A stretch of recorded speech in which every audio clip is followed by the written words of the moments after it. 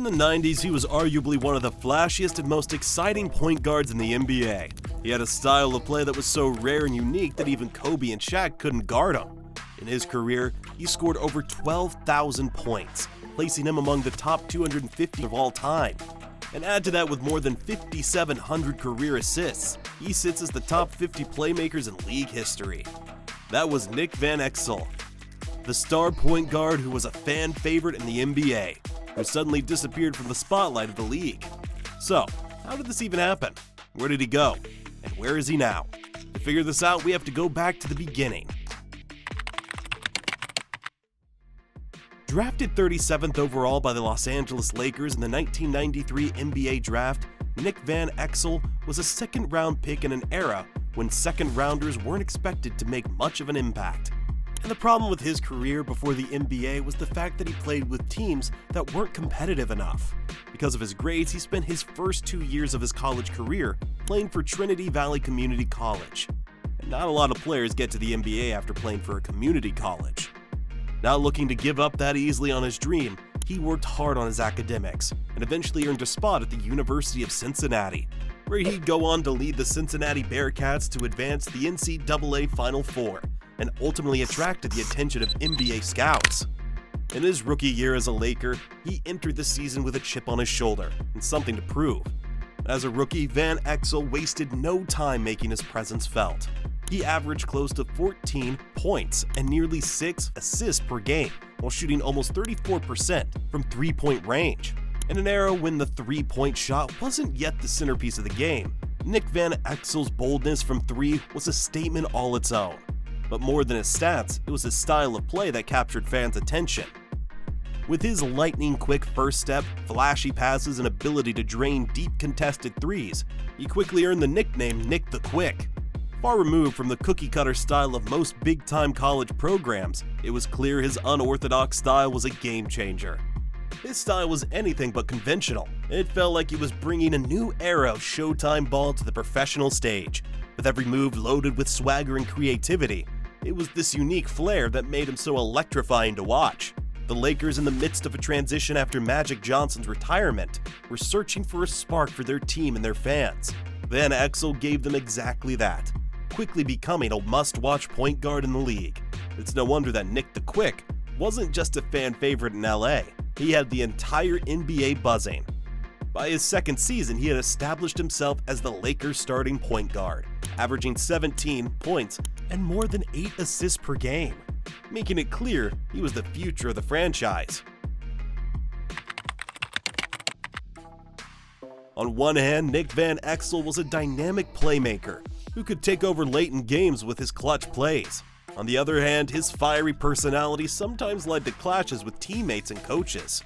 But even with these flaws, Van Exel was an essential part of the Lakers' resurgence in the mid-90s, and the 1995-1996 season was a breakout year for him. He averaged close to 15 points and nearly 7 assists per game, while shooting almost 36% from beyond the arc. But his true value wasn't in his nightly averages, but in his ability to come through in the clutch.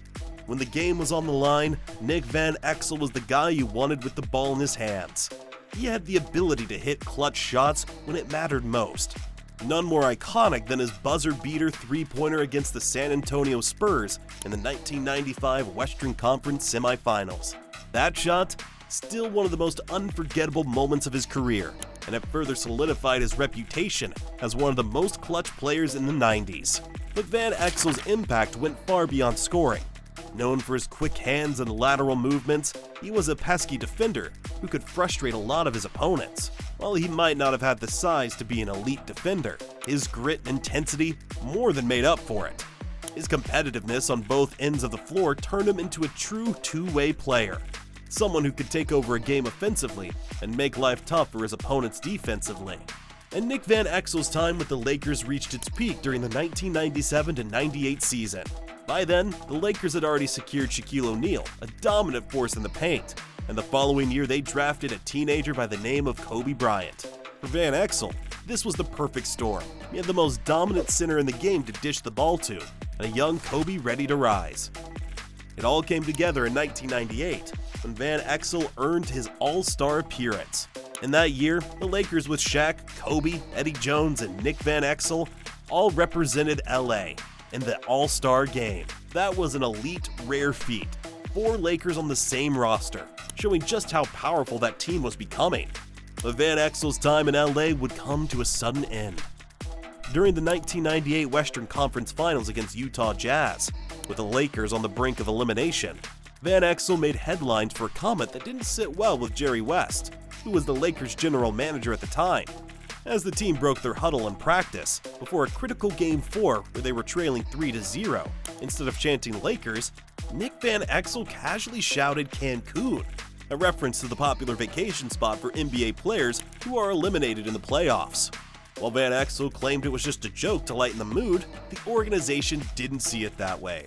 For Jerry West and the Lakers' leadership, it came across as dismissive and unprofessional, a sign that Van Exel might not have been fully committed. Adding to the tension was Van Exel's decision to come off the bench rather than start in Game 4. While he argued it was to maintain the team's rhythm, the front office saw it as a lack of leadership during a critical time. By the end of that season, it was clear that the relationship between Van Exel and the Lakers had fractured beyond repair. So in 1998, despite his undeniable talent and contributions, Nick Van Exel was traded to the Denver Nuggets, marking the end of his journey with the purple and gold. And it was a bittersweet farewell to one of the most electrifying yet polarizing figures in Lakers history. And what happened 2 years later? The Lakers went on to win the first of 3 straight titles in their iconic three-peat, without Van Exel. In Denver, Van Exel found himself in a very different situation. The Nuggets weren't contenders, but that gave him the freedom to fully showcase his individual skills.